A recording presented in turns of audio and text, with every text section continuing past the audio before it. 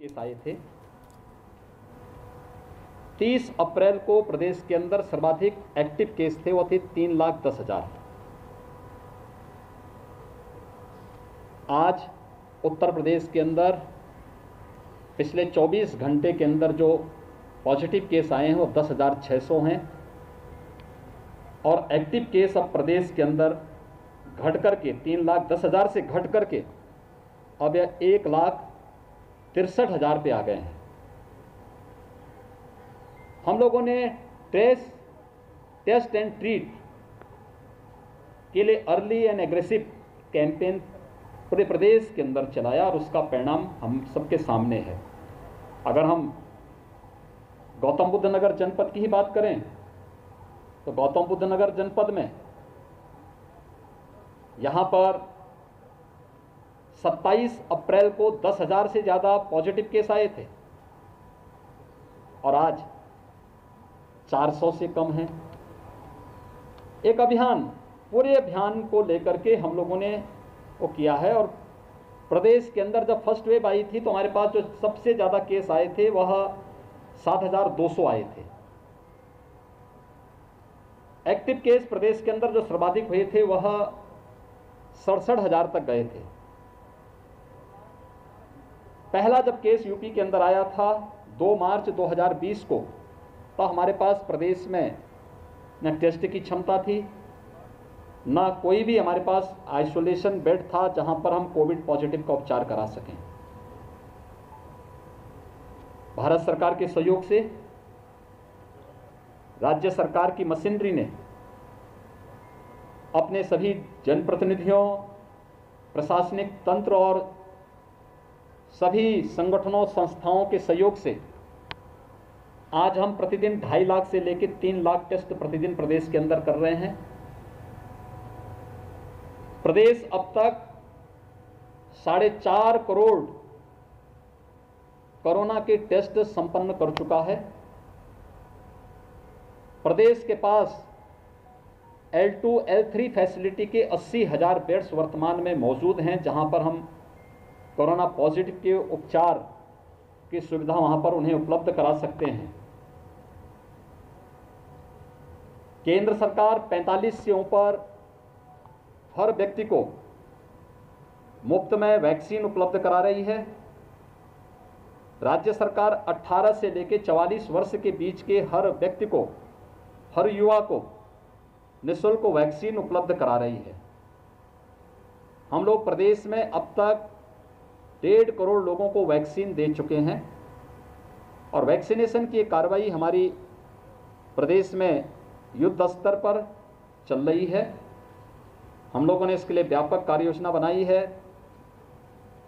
45 plus के लिए vaccination 2500 centre में हमारा अब तक चल रहा था। हम लोगों ने 18 प्लस को 15 मई से प्रारंभ किया था। पहले चरण में हम लोगों ने 7 जनपद लिए थे जहां पर एक्टिव केस और पॉजिटिविटी सर्वाधिक थी। हमने दूसरे चरण में प्रदेश के अंदर अपने सभी नगर निगमों को इसके साथ जोड़ा था और अब तीसरे चरण में हम लोग कल से नगर निगम के साथ साथ हमारी जितने भी कमिश्नरी मुख्यालय हैं वहां पर वैक्सीनेशन के इस कार्यक्रम को 18 प्लस के लिए भी प्रारंभ करने जा रहे हैं। तो कल से 23 जनपदों में हमारे वैक्सीनेशन की कार्रवाई आगे बढ़ेगी। एक जो आशंका फिर से व्यक्त की जा रही है कि गांवों में कोरोना पॉजिटिव के मामले बढ़े हैं या बढ़ रहे हैं, बढ़ सकते हैं। हम लोगों ने इसकी भी एक व्यापक रणनीति 2 मई से ही प्रारंभ कर दी थी। हमारी निगरानी समिति हर ग्राम पंचायत में है। 97,000 राजस्व गांवों को केंद्र में रख करके निगरानी समिति स्क्रीनिंग का कार्य कर रही है। पेशेंट को वहां पर कोविड पॉजिटिव को जो लक्षण युक्त हैं या संदिग्ध हैं उन सभी को मेडिसिन किट उपलब्ध करवाती है।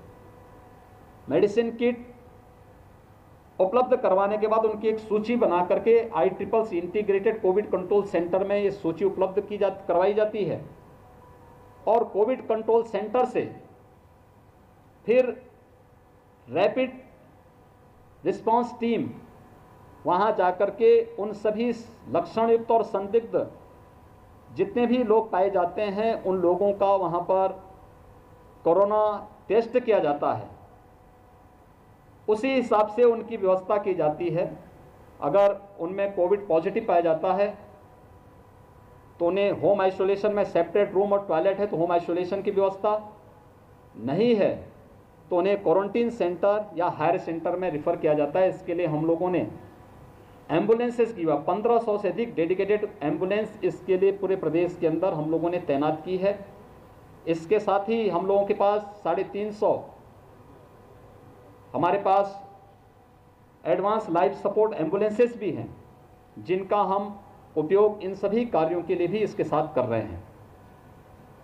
प्रदेश के अंदर एक या देश के अंदर या दुनिया के अंदर एक जो नई आशंका व्यक्त की जा रही है कि सेकेंड वेव के बाद एक थर्ड वेव भी आएगी। थर्ड वेव पर भी प्रभावी अंकुश लगाने की दृष्टि अभी से प्रदेश सरकार ने अपनी कार्य योजना बनानी शुरू की है। हर जनपद में प्रशासन से कहा गया है कि महिला और बच्चों के लिए एक हॉस्पिटल डेडिकेटेड अभी से तैयार कर लीजिए। 108, 102 की हमारे पास 2200 एम्बुलेंस हैं जो महिला और बच्चों के लिए डेडिकेट की गई हैं उनकी इमरजेंसी सेवाओं के लिए और उन हॉस्पिटल से टेली कंसल्टेशन उनको उपलब्ध करवाने के लिए। इसके अलावा हर जनपद में ये भी व्यवस्था की गई है कि हम ये सुनिश्चित करें कि थर्ड वेव के बारे में आशंका व्यक्त की जा रही है कि इसका शिकार बच्चे ज़्यादा हो सकते हैं, उनकी चपेट में आ सकते हैं। इसलिए पीडियाट्रिक का आईसीयू हर एक जनपद में, हर एक मेडिकल कॉलेज में बने, इसकी प्रक्रिया को आगे बढ़ा दें, क्योंकि उत्तर प्रदेश इंसेफ्लाइटिस के खिलाफ एक लड़ाई लंबे समय से लड़ा है। 2017 से 2020 के बीच में हम लोगों ने इसके मामलों में 95% मृत्यु दर को नियंत्रण करने में सफलता प्राप्त की। इसलिए हम लोगों के पास ईस्टर्न यूपी के उन जनपदों में जो इंसेफ्लाइटिस से सर्वाधिक प्रभावित थे वहाँ पर पहले से पीकू बने हुए हैं। पीडियाट्रिशियन, फिजिशियन और टेक्नीशियन, पैरामेडिक्स, आशा वर्कर, आंगनबाड़ी, इन सब का वहाँ पे नियमित ट्रेनिंग भी चलती है। केजीएमयू को भी हम लोगों ने इसके साथ जोड़ा है। हमारे साथ पोस्ट कोविड जो पेशेंट हैं उनकी एक नई चैलेंज ब्लैक फंगस को लेकर के आई है।